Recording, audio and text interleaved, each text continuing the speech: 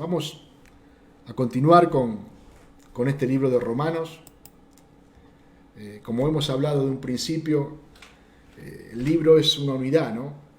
Por eso qué importante es poder estudiarlo así como lo estamos haciendo, capítulo por capítulo, versículo por versículo, porque vamos viendo claramente qué es lo que Dios nos habla a través de este siervo de Dios, el apóstol Pablo, que nos enseña.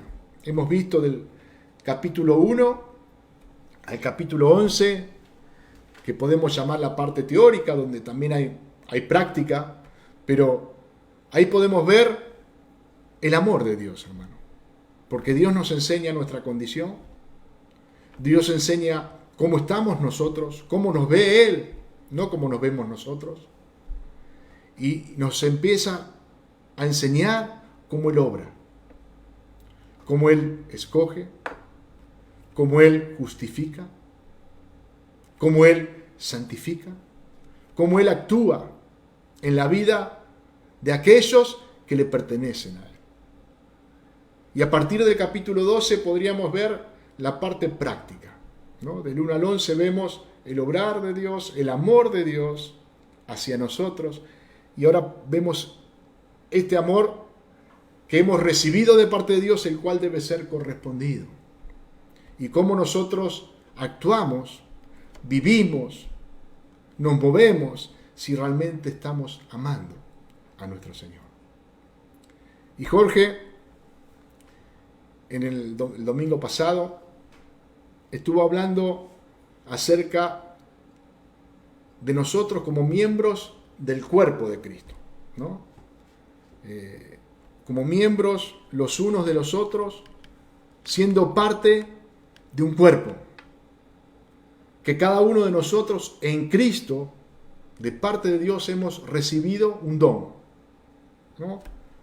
Dones diferentes con los cuales Dios nos ha capacitado. Nadie puede decir yo no he recibido nada. Aquel que ha creído en Cristo, aquel que ha sido insertado en el cuerpo por medio del Espíritu Santo, ha recibido un don de parte de Dios. ¿Para qué? Para servirle a Él. Para ser de edificación en la iglesia, ¿no? Y cada uno que tiene este don de parte de Dios tiene que desarrollar este don.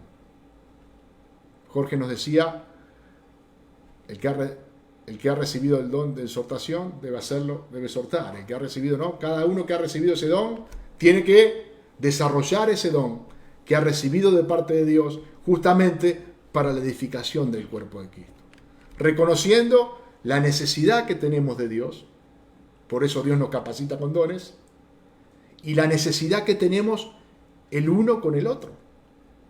Cuando Pablo nos enseña acerca del cuerpo, nos habla de esa unión que hay entre miembro y miembro, porque uno necesita del otro para poder ser edificado, para poder funcionar como cuerpo.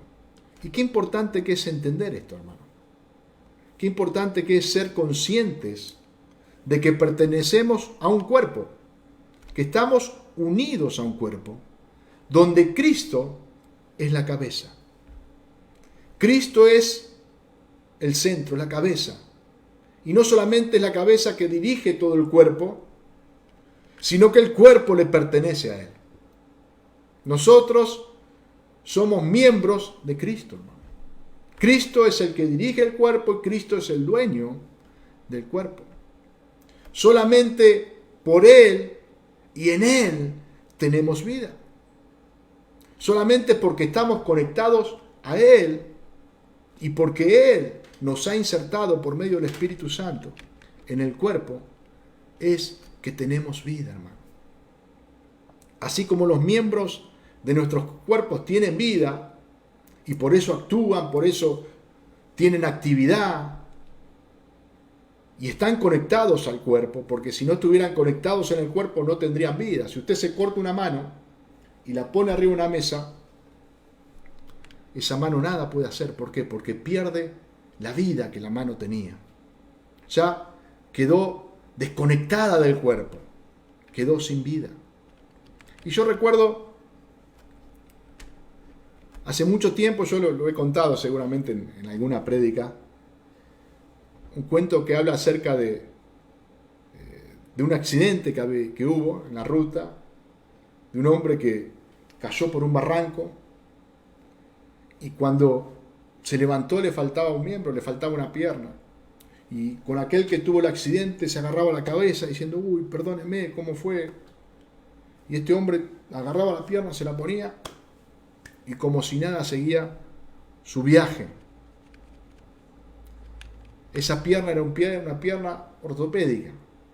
Era una pierna que estaba teóricamente en el cuerpo, pero que no estaba conectada al cuerpo, que no tenía vida, hermano. Y me acuerdo que la moraleja de este cuentito era que por ser un miembro ortopédico y no estar conectado en el cuerpo, ante cualquier golpe salía despedido del cuerpo. Y eso es lo que sucede con los miembros que parece que están, que parece que son, pero no tienen vida, hermano. Son ortopédicos. Parece, simula, parece igual al otro, pero ante cualquier golpecito sale despedido del cuerpo. ¿Por qué? Porque no está conectado en el cuerpo, porque no está unido al cuerpo. Hermanos, si somos miembros de un cuerpo en el cual hay vida, debemos estar conectados en ese cuerpo. Debemos estar unidos a ese cuerpo, hermano. Hay un programa en Discovery, en un canal de cable, donde hay personas que tienen una obesidad muy grande, ¿no? Personas que llegan a pesar 300 kilos o más de 300 kilos. Y casi pobres no pueden moverse. Apenas se giran un poquito en la cama y lo tienen que ayudar a sentarse, ayudar a levantarse. Y muchos de ellos empiezan un tratamiento para adelgazar, para poder llegar a una operación. Y uno ve cuánto esfuerzo que hacen para poder levantarse. Con cuánto sufrimiento comienzan a dar esos pasos, caminan, con cuánta dificultad. Y uno puede ver esas articulaciones, cómo sufren, la rodilla, el tobillo, cuánto peso que soportan, cuánto sufrimiento, cuánto desgaste, cuánto se resienten. Pero ¿sabe qué? No huyen del cuerpo. Hay sufrimiento muchas veces, hay dolor, hay que soportar, pero ni el tobillo, ni la articulación, ni la rodilla huyen del cuerpo. ¿Por qué? Porque están unidas al cuerpo, porque están conectadas al cuerpo. Y esto es algo muy importante que nosotros nos podamos entender, hermano. Cuando Pablo grafica la iglesia como el cuerpo de Cristo, hay muchas enseñanzas. Pero una de las enseñanzas importantes que podemos ver es que el cuerpo está unido. Y a través de la unidad es edificado. A través de la unidad recibe de parte de Dios lo que necesita. A través de esa unidad tiene vida. Un miembro que no está unido al cuerpo es un miembro muerto. Cuando el mismo apóstol Pablo, en 1 Corintios, capítulo 12, nos habla de los dones espirituales, así como nos habla también en Romanos, y nos habla de la función que cumple cada don dentro del cuerpo.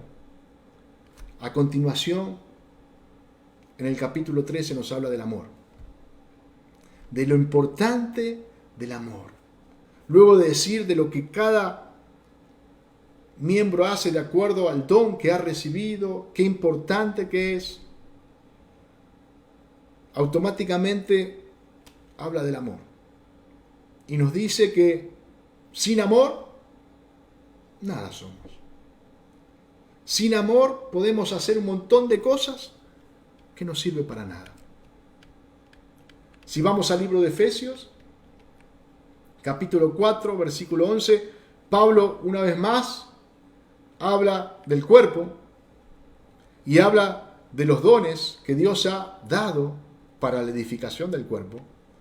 Dice, el mismo constituyó a unos apóstoles, a otros profetas, a otros evangelistas, a otros pastores y maestros, a fin de perfeccionar a los santos para la obra del ministerio, para la edificación del cuerpo de Cristo, hasta que todos lleguemos a la unidad de la fe y del conocimiento del Hijo de Dios, a un varón perfecto, a la medida de la estatura de la plenitud de Cristo, para que ya no seamos niños fluctuantes, llevados por doquiera de todo viento de doctrina, por estratagema de hombres que para engañar emplean con astucia las artimañas del error, sino que siguiendo la verdad en amor, crezcamos en todo en aquel que es la cabeza, esto es, Cristo, de quien todo el cuerpo, bien concertado y unido entre sí, por todas las coyunturas que se ayudan mutuamente,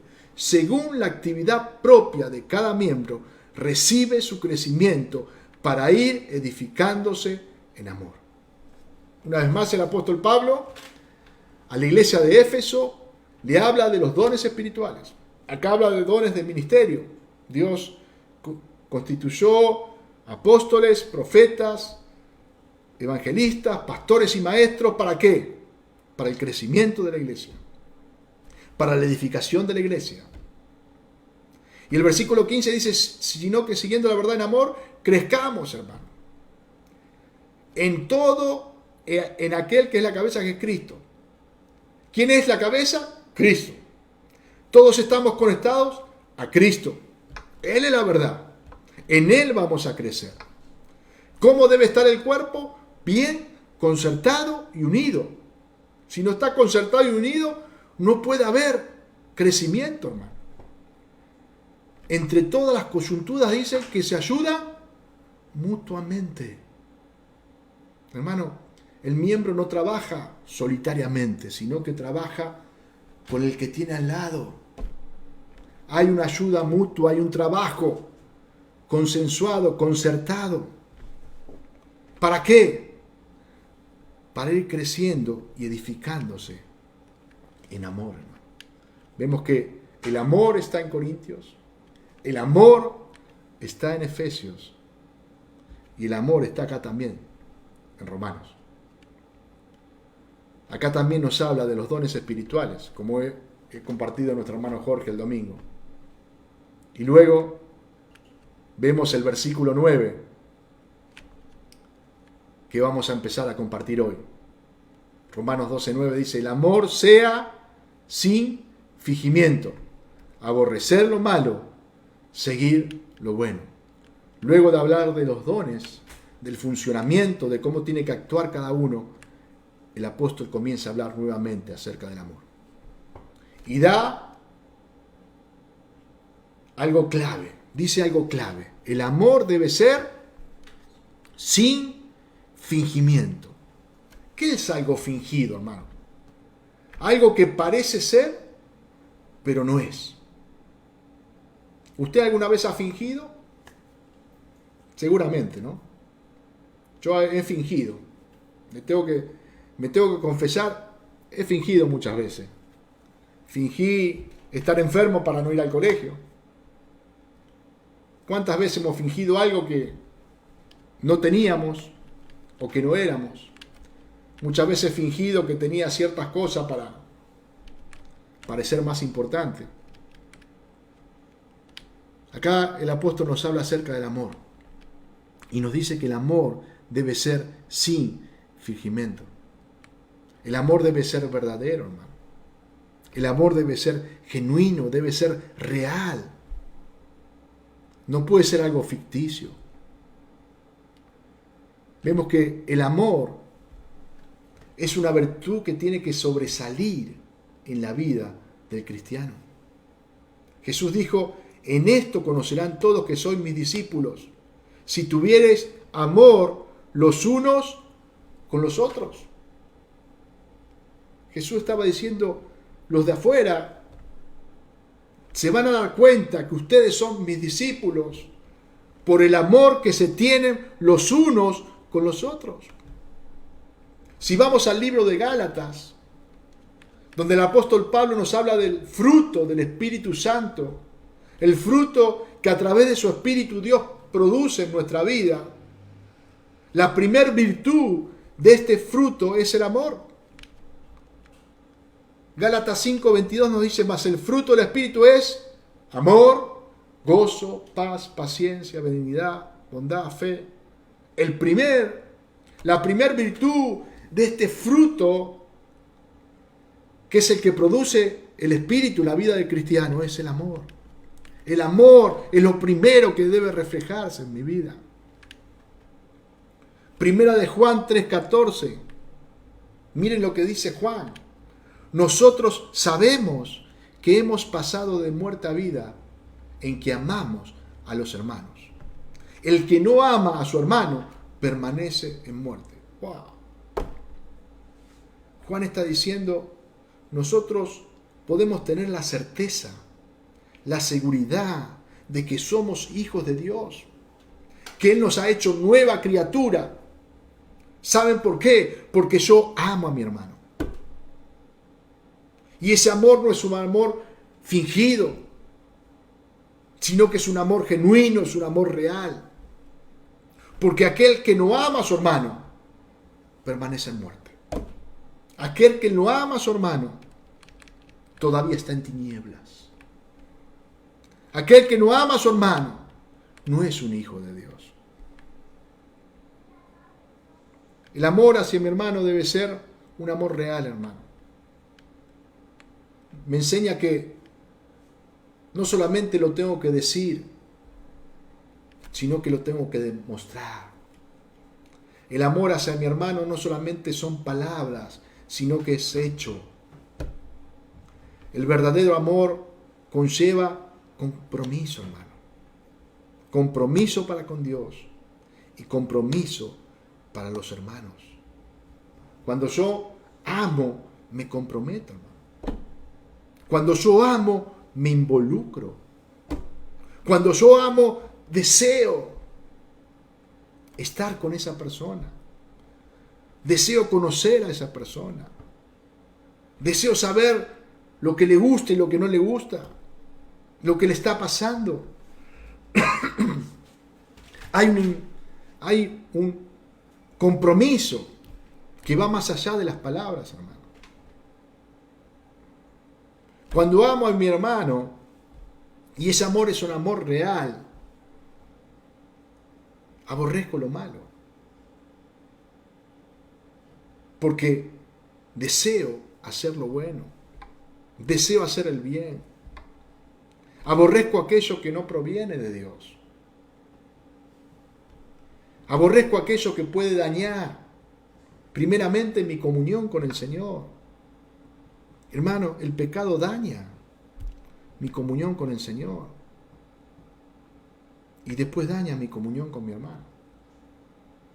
Cuando estamos en pecado, lo primero que se corta es mi comunión con Dios, hermano. Si no hay un arrepentimiento, si no hay una confesión. Pero también daña profundamente mi comunión con mi hermano.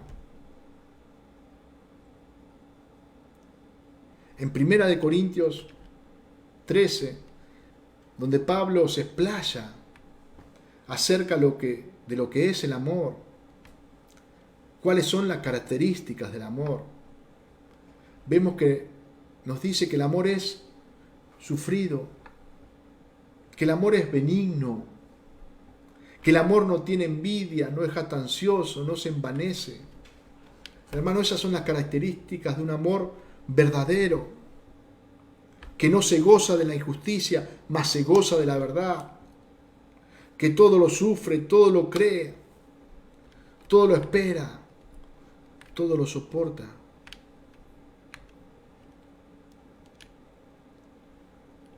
No hace nada indebido, hermano. Aborrece el mal y hace lo bueno. El versículo 10 nos dice, amaos los unos a los otros con amor fraternal, en cuanto a honra, prefiriéndonos los unos a los otros. Pablo acá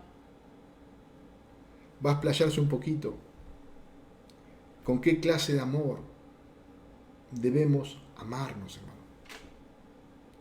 Amaos los unos a los otros, dice, con amor fraternal. Nos habla de amor de familia.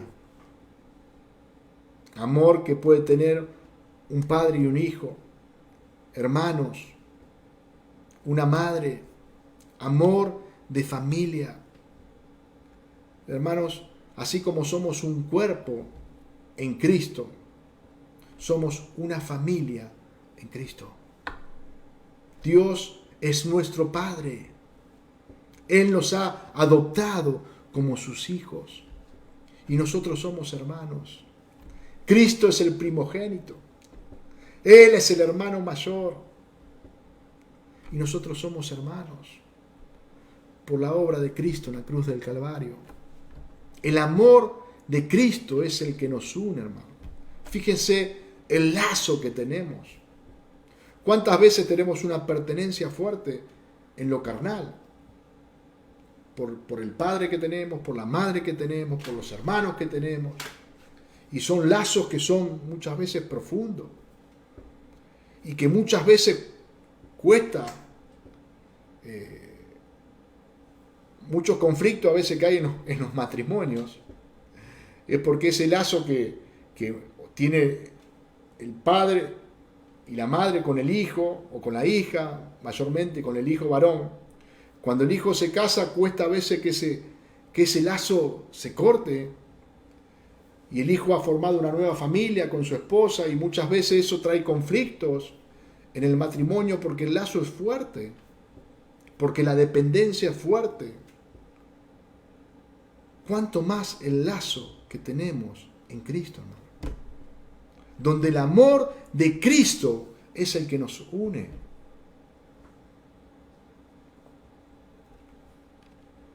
Jesús, dice Mateo 12:46, mientras él aún hablaba a la gente, he aquí su madre y sus hermanos estaban afuera y le querían hablar. Y le dijo uno, he aquí, tu madre y tus hermanos están afuera y te quieren hablar. Respondiendo él le decía esto. Dijo, ¿quién es mi madre y quiénes son mis hermanos? Y extendiendo su mano hacia sus discípulos, dijo, he aquí mi madre y mis hermanos. Porque todo aquel que hace la voluntad de mi Padre que está en los cielos, ese es mi hermano y hermana y madre. Hermanos, vemos que Jesús decía que su madre y sus hermanos eran aquellos que hacían la voluntad de su Padre. Aquellos que le pertenecían a Él. No es que Jesús no amaba a su madre. No es que Jesús no amaba a sus hermanos. Lucas 14:25 dice, grandes multitudes iban con Él. Y volviéndose les dijo, si alguno viene a mí y no aborrece a su padre y madre y mujer e hijos y hermanos y hermanas y aún también su propia vida, no puede ser mi discípulo. Vemos que Jesús está hablando de las demandas, hermano. Como Él nos enseña, primeramente debemos amar a Dios con todo nuestro ser. Y luego debemos amar a nuestro prójimo como a nosotros mismos. Ahí vemos la importancia que tiene, hermano. Para el Señor, cada vida que a Él le pertenece.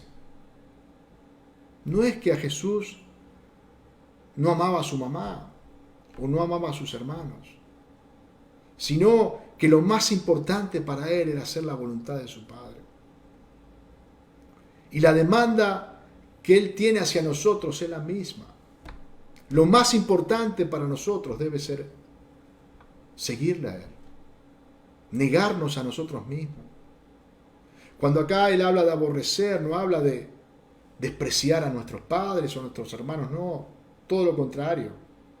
Debemos amarlos, debemos respetarlos, debemos honrarlos. Pero lo más importante debe ser Dios en nuestra vida. Lo más importante debe ser Él.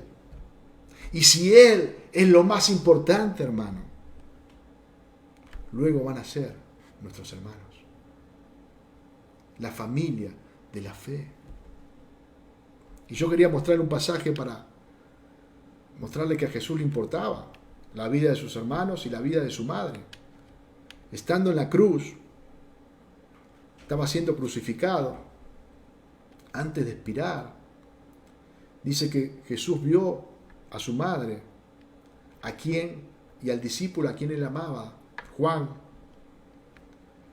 y dijo a su madre: mujer, ahí tu hijo, estando clavado en la cruz.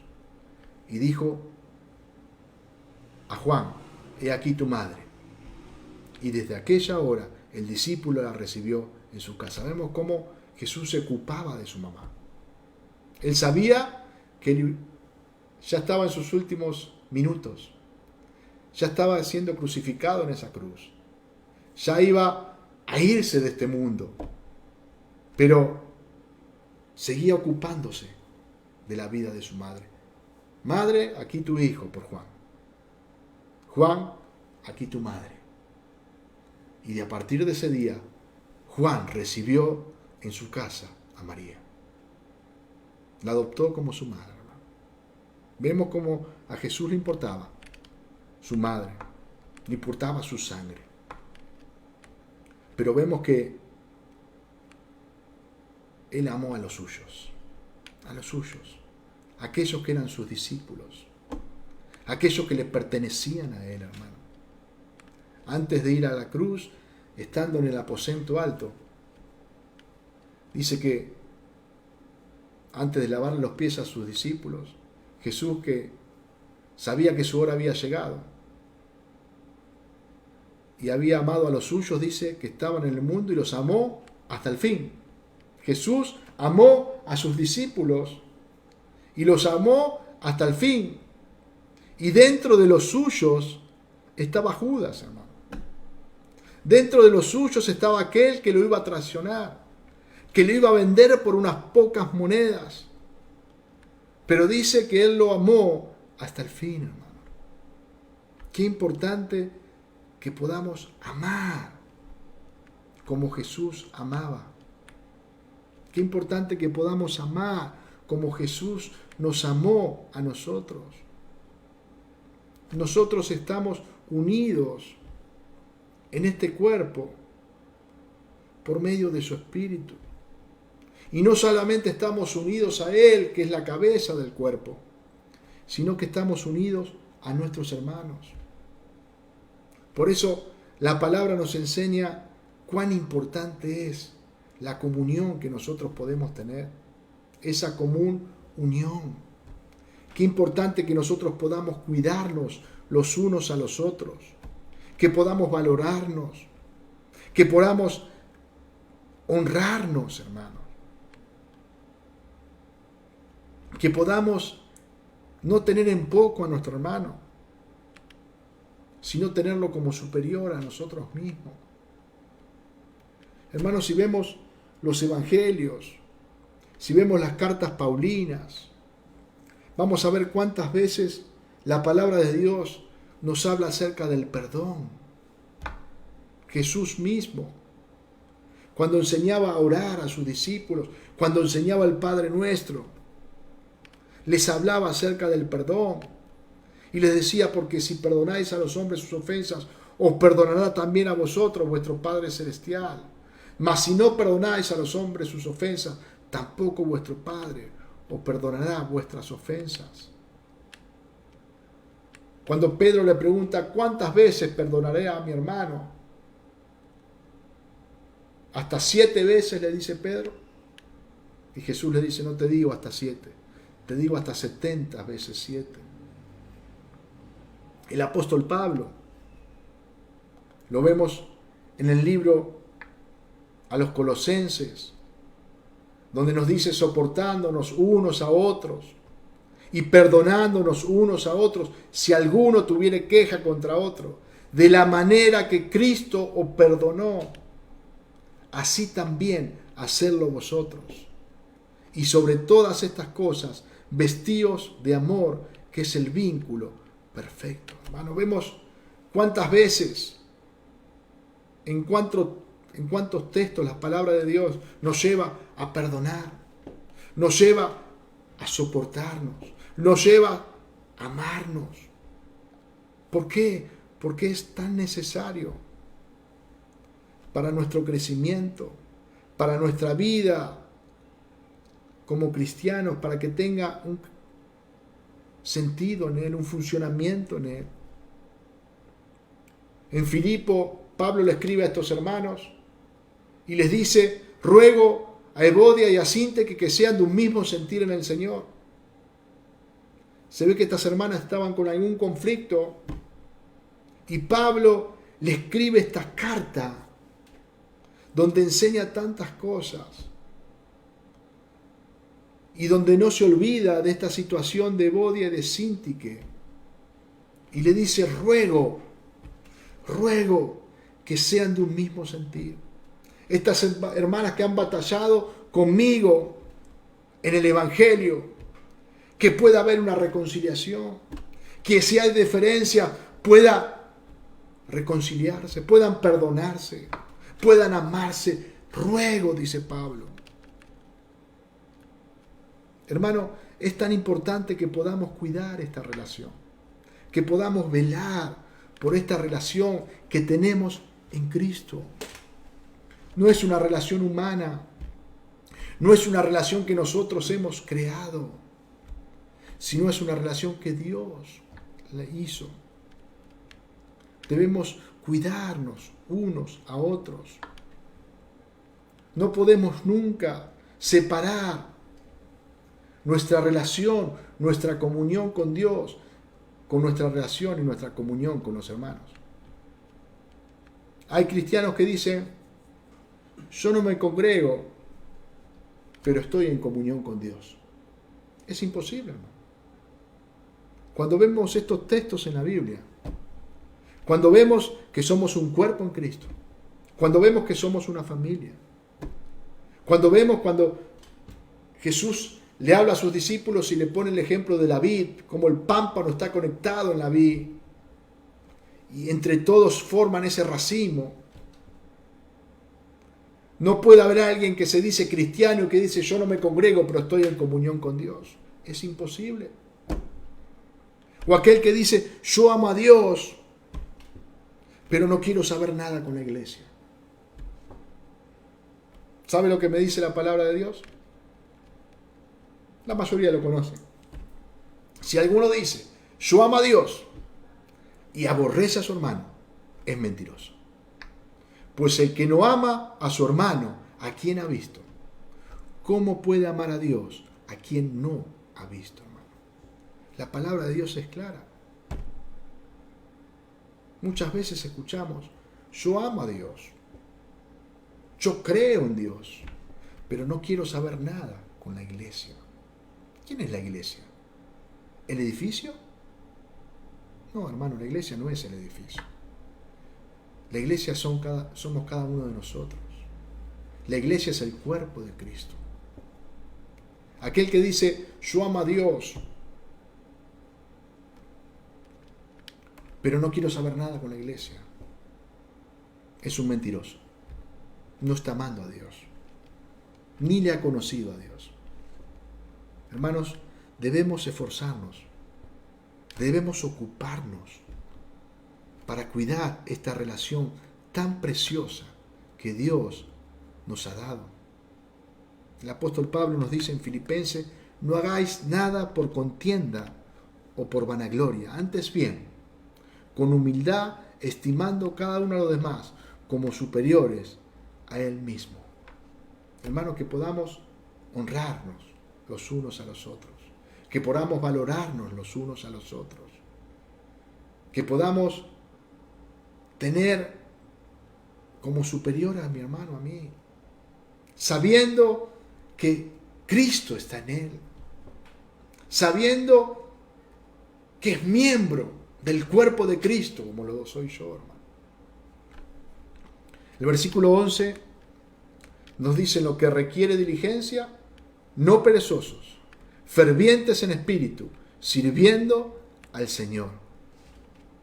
en lo que requiere diligencia, no perezoso, dice. El apóstol nos anima a actuar, nos anima a ocuparnos, nos anima a no ser negligentes, sino a estar activos, con esmero en la obra del Señor, siendo fervorosos en espíritu, dice. Siendo fervorosos, hermano.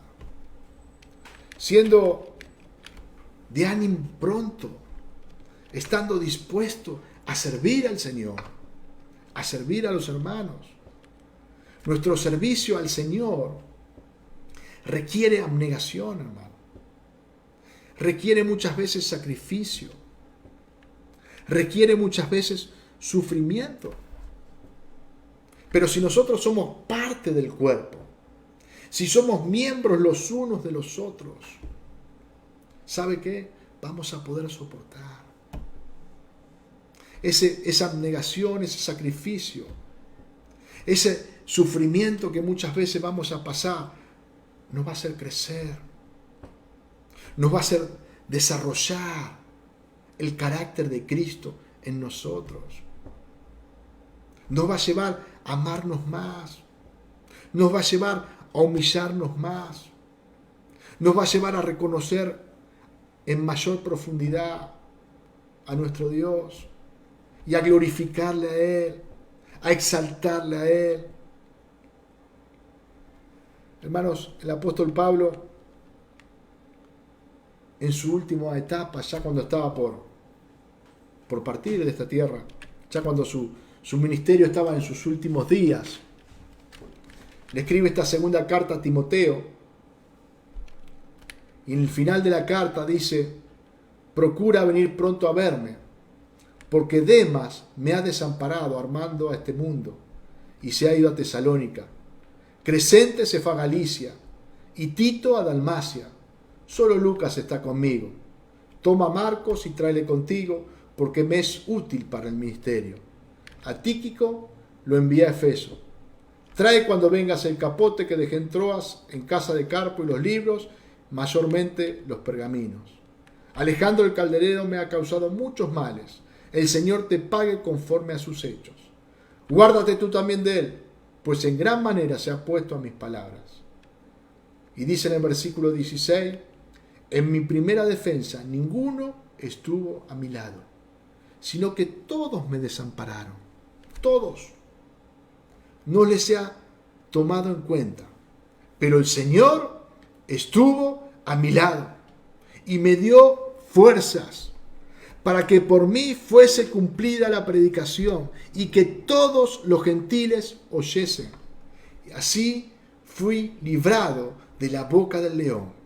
Y el Señor me librará de toda obra mala y me preservará para su reino celestial. A Él sea la gloria por los siglos de los siglos. Amén. Vemos que Pablo cuidaba de sus hermanos. Pablo le decía a Timoteo: mira, Timoteo, encárgate de esto, hace aquello otro, cuídate de este que a mí me causó muchos males, tené cuidado de este hombre. Y a la vez reconocía que hubo un tiempo donde estuvo solo, que hubo un tiempo donde todos los desampararon, pero que el Señor estuvo a su lado, hermano. ¿Cuántas veces podemos padecer, hermano? ¿Cuántas veces podemos pasar por circunstancias que van a afligir nuestro corazón? Y si nosotros estamos unidos al cuerpo, hermano, vamos a poder soportar. Vamos a estar fortalecidos, hermano. Pablo sufrió, Pablo padeció, Pablo soportó. Y dice: el Señor estuvo a mi lado y me dio fuerzas.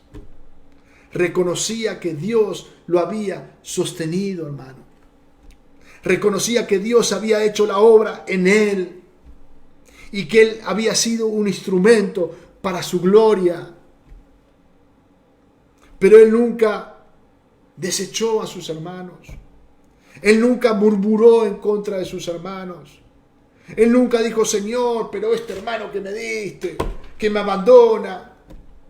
No, él oraba por sus hermanos. Él valoraba a cada uno de ellos. Él le daba gracias a Dios por cada uno de ellos. Y cuando estuvo solo pudo ver la mano del Señor en su vida. Pudo glorificar a Dios. Pudo reconocer que su ministerio fue cumplido. No fue por su fuerza. No fue porque otros los ayudaron, sino porque el Señor estuvo con él, hermano.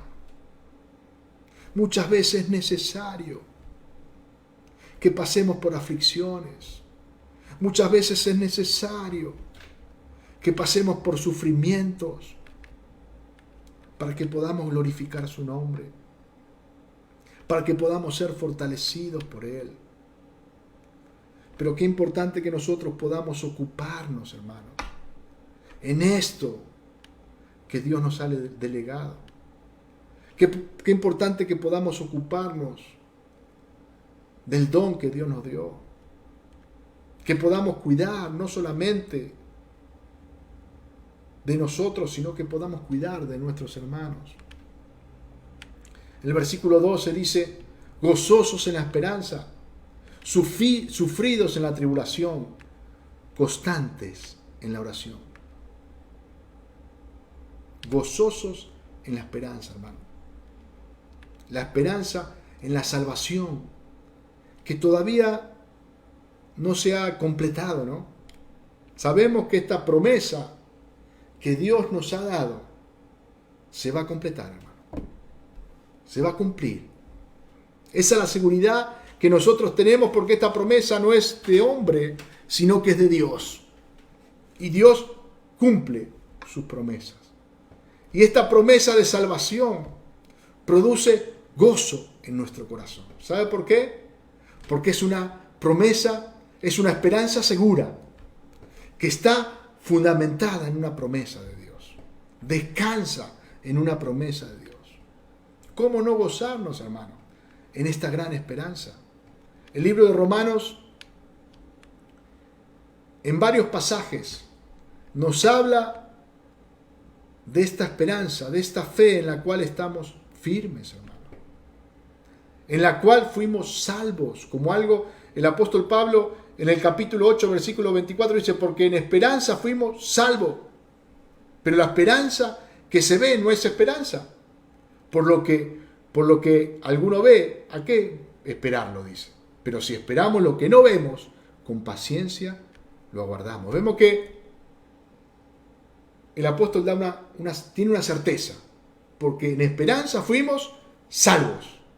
Habla de la salvación como algo que ya ha ocurrido, pero que todavía debe ser completada. Por eso esa esperanza todavía es esperanza, porque todavía no se completó.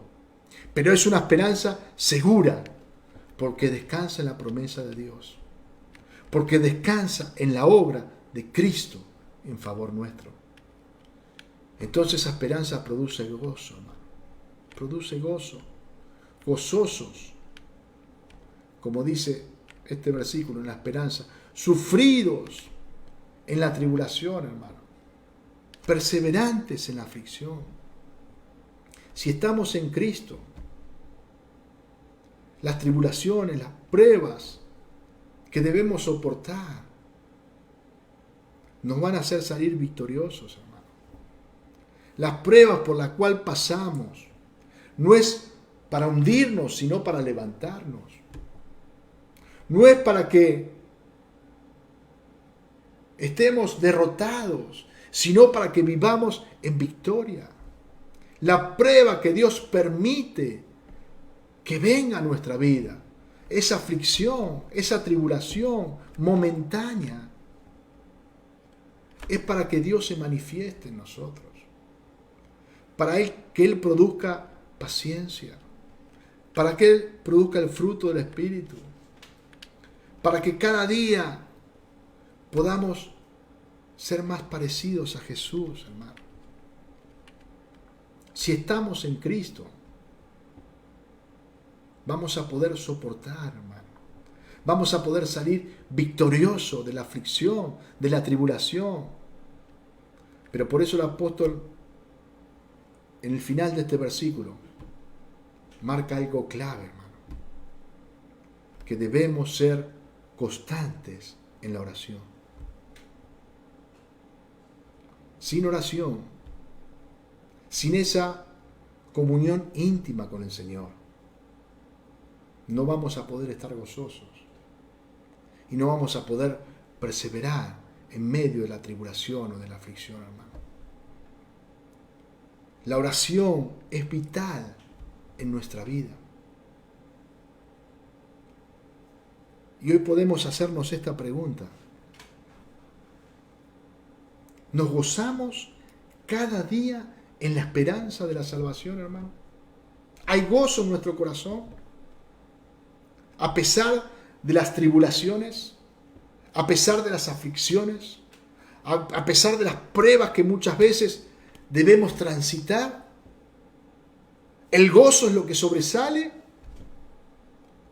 o el gozo no está? ¿Somos constantes?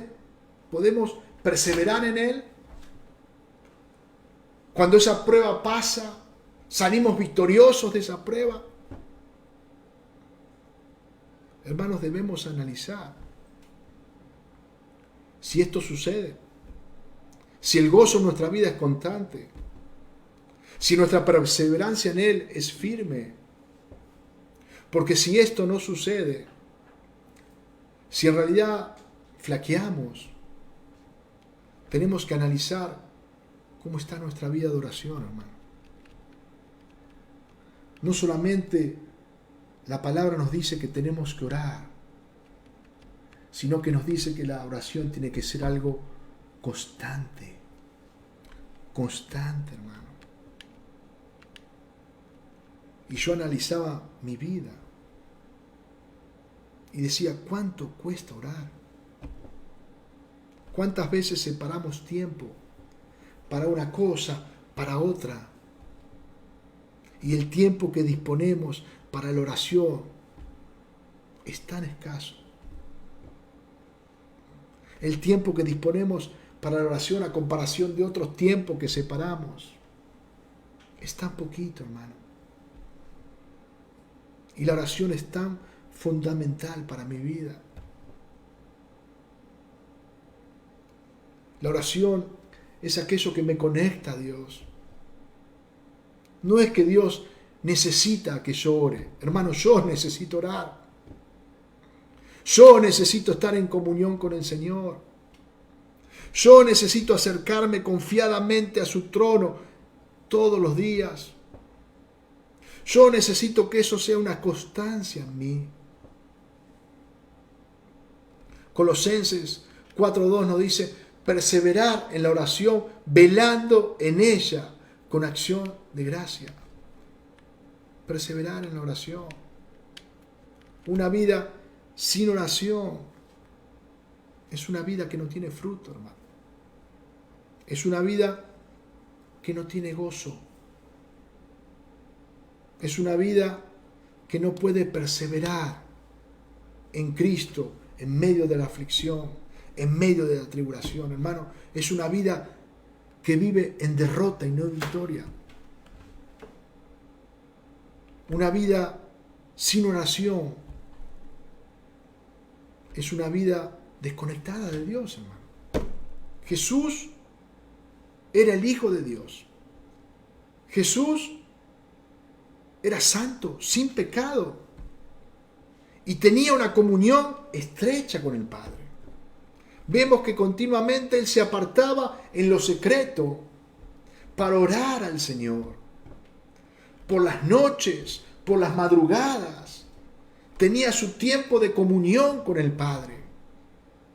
¿Cuántos más nosotros, hermanos, pecadores, débiles? ¿Cuánto más necesitamos ser constantes en la oración? Es algo que tenemos que examinar en nuestra vida, hermano. Y que debemos ocuparnos de que esto sea algo fundamental en nosotros, que no ocupe una parte pequeña o ahí olvidada, sino que la oración sea algo importante en mi vida como cristiano. Hermanos, si nuestra comunión, si nuestra intimidad con Dios es buena, vamos a desear tener comunión con los hermanos. Hermanos, si yo tengo una comunicación buena con Dios, voy a tener una comunicación buena con mis hermanos. Si yo no tengo una comunicación con Dios, no voy a poder amar a mis hermanos. No voy a poder ocuparme de ellos, orar por ellos, cuidar de ellos, hermano. El versículo 13 nos dice, compartiendo para la necesidad de los santos, practicando la hospitalidad. Hermanos, si amamos a Dios, si estamos en comunión con Dios, eso vertical se va a ver en lo horizontal. Los primeros beneficiados van a ser mis hermanos. Y muchas veces los primeros hermanos son los que tenemos en nuestra casa. Porque mi esposa, yo sé que hay muchos que tienen familia inconversa, pero hay muchos que tienen la esposa y el esposo cristianos, sus hijos. Bueno, esos son mis primeros hermanos, es mi primera Jerusalén. Que si yo tengo una relación correcta con Dios, van a ser los primeros beneficiados. Y luego todos mis hermanos, todos mis hermanos. Si yo amo a Dios, voy a amar a mis hermanos. Si sirvo a Dios, voy a desear servir a mis hermanos. Jesús dijo, porque tuve hambre y me diste de comer. Tuve sed y me diste de beber. Fui forastero y me recogiste. Estuve desnudo y me cubriste. Enfermo y me visitaste. En la cárcel y viniste a mí. Entonces los justos le responderán diciendo, Señor, ¿cuándo te vimos hambriento y te sustentamos? ¿O sediento y te dimos de beber? ¿Cuándo te vimos forastero y te recogimos? ¿O desnudo y te cubrimos? ¿O cuándo te vimos enfermo o en la cárcel y vinimos a ti? Y respondiendo el rey les dirá, de cierto os digo, que en cuanto lo hiciste a uno de estos mis hermanos más pequeños, a mí me lo hiciste. Van un día delante de la presencia de Dios. Vamos a estar. Y vamos a rendir cuenta de cómo obramos con nuestros hermanos. Hermanos, cuando nosotros servimos a nuestro hermano de diferentes maneras, estamos sirviendo a Cristo. Jorge compartía el domingo justamente de esta unidad entre Cristo y la iglesia. Que cuando Pablo es confrontado por Jesús, camino a Damasco, Jesús le dice, a quien tú persigues. Jesús le decía a Pablo que lo estaba persiguiendo a él. Y Pablo no estaba persiguiendo a él, estaba persiguiendo a la iglesia. Estaba persiguiendo a los cristianos, a los discípulos de Cristo. Pero aquellos que perseguían a los discípulos estaban persiguiendo a Cristo. Cristo y la iglesia son un cuerpo. Cristo y la iglesia tienen una unión. Hermano, y cuando yo amo a mi hermano, cuando yo sirvo a mi hermano, cuando yo me ocupo de la necesidad de mi hermano, lo estoy haciendo por Cristo. Qué importante que podamos entender esto, hermano. Que somos la familia de la fe. Que somos un cuerpo en Cristo. Que si realmente amamos a Cristo, vamos a amar a nuestros hermanos. Que si realmente deseamos servir a Cristo, vamos a servir a nuestros hermanos. Que si realmente estamos unidos a Cristo, vamos a estar unidos a nuestros hermanos. Hermanos, Es imposible que haya una unidad con Cristo si no estoy unido a mi hermano. Imposible. No somos perfectos. Es verdad. Nos vemos a la luz de esta palabra y decimos, ¿cuánto me falta? ¿Cuánto me falta? ¿Cuántas cosas que tendría que hacer y no hago? ¿Cuántas cosas que hago y no las hago bien?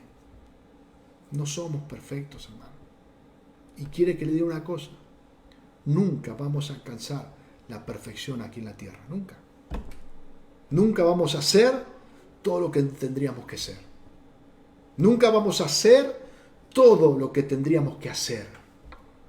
Pero esto no quiere decir que no lo anhelemos. Esto no quiere decir que no lo deseemos. Esto no quiere decir que no lo busquemos, que no nos ocupemos. Nuestra meta cada día tiene que ser iguales a Jesús, hermano. Ese es nuestro desafío. Esa es la meta que nosotros debemos alcanzar. Sabiendo que esa obra perfecta se va a completar el día que estemos con Cristo. Pero mi mirada tiene que estar puesta en esa meta, hermano, todos los días. Voy a terminar con este pasaje de Filipenses, capítulo 3, versículo 12, donde el apóstol Pablo dice, no que lo haya calzado ya, ni que ya sea perfecto, sino que prosigo por ver si logro hacer aquello para lo cual fui también asido por Cristo Jesús. Hermanos, yo mismo no pretendo haberlo ya alcanzado, pero una cosa hago, olvidando ciertamente lo que queda atrás y extendiéndome a lo que está delante, prosigo a la meta, al premio del supremo llamamiento de Dios en Cristo Jesús. Hermano, Pablo era sincero. Pablo decía, no que lo haya alcanzado, no soy perfecto, pero tengo mi mirada puesta en la meta. Miro hacia adelante. Quiero alcanzar lo que Dios ha determinado para mi vida. Hermano, me extiendo hacia adelante, decía el apóstol. Y ese tiene que ser nuestra meta, nuestro objetivo. Poder ser iguales a Jesús. Amarnos como Jesús nos ama. Velar los unos por los otros. Perdonarnos como Jesús nos perdona. Soportarnos como dice su palabra, hermano. ¿Por qué la palabra nos enseña y nos dice que debemos soportarnos? Porque muchas veces debemos mantener esta relación y a veces no va a ser fácil. Pero es posible en Cristo, hermano. Aquel que se va de la iglesia, que se va de la comunión con sus hermanos por diferentes motivos y dice estar en paz con el Señor, es mentira. Porque la palabra del Señor me enseña otra cosa. El pastor Mario siempre nos enseñaba, el hermano difícil es el hermano que me bendice, hermano. Y qué importante que yo entienda esto. Qué importante que yo lo tome para mi vida. Y disponga en mi corazón amar a mis hermanos. Cuidar de ellos. Aborrecer lo malo, hermano. Cuando viene la murmuración a mi vida, la desecho. Cuando me parece que no puedo perdonar, lo desecho. Voy a la cruz de Cristo y veo cuánto Cristo me perdonó a mí. Aborrezco lo malo y decido seguir lo bueno. Decido poner mis ojos en Jesús. Empiezo a amar. Empiezo a poner en funcionamiento el amor que Dios ha derramado en mi corazón por medio de su Espíritu, hermano. Qué bueno que podamos entender esto, hermano. El apóstol Pablo grafica a la iglesia como un cuerpo que está concertado y unido donde Cristo es la cabeza.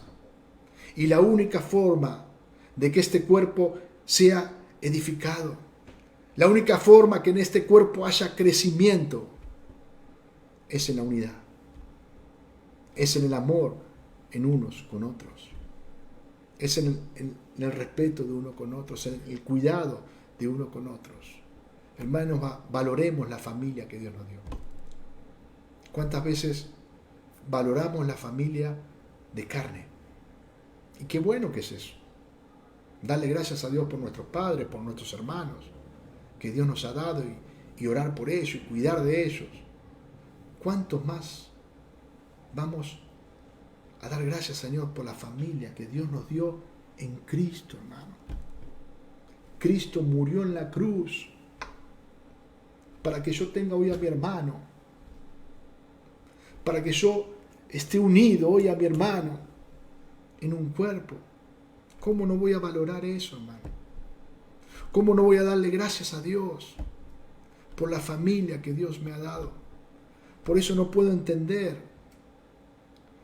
cuando hay hermanos que por diferentes motivos se van y se olvidan. Un día cruzan por ahí y no te saludan. Hermano, somos hermanos en Cristo. El amor de Dios es el que nos une. Cuidemos, valorémonos, edifiquémonos unos a otros. Sirvámonos en amor. Dios les bendiga en esta noche.